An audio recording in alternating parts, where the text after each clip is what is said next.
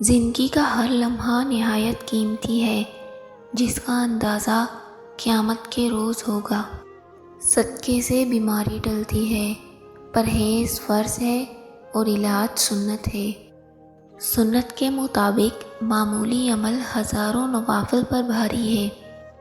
عاملوں کے بجائے مناسب دوا کے ساتھ دعا اور قرآنی علاج بہتر ہے۔ خود کو کسی اللہ والے کے سپرد کر دینا بہترین اصلاح ہے۔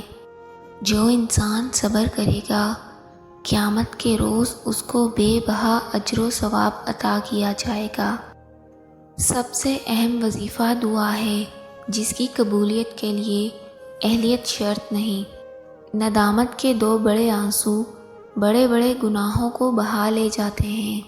ضروری باتوں کی وصیت لکھ کر رکھنا موت کی تیاری کا ایک حصہ ہے۔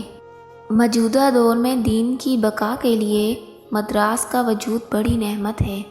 دنیا کی سب سے قیمتی چیز قرآن پاک کے علاوہ اور کوئی چیز نہیں ہے۔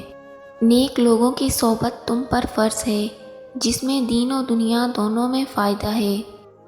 حرام چیزوں اور حرام کاموں سے بچتے رہو، تمہاری دعائیں قبول ہونا شروع ہو جائیں گی۔ دولت مند بننا چاہتے ہو، اپنی بیوی کے گلے میں سورۃ اخلاص لکھ کر لٹکا دو، پھر دولت کو آتا دیکھو۔ خلاف شریعت اعمال دنیا اور آخرت میں وبال ہیں۔ اللہ تعالیٰ سے سوال کرنے میں عزت اور لوگوں سے سوال کرنے میں ذلت ہے۔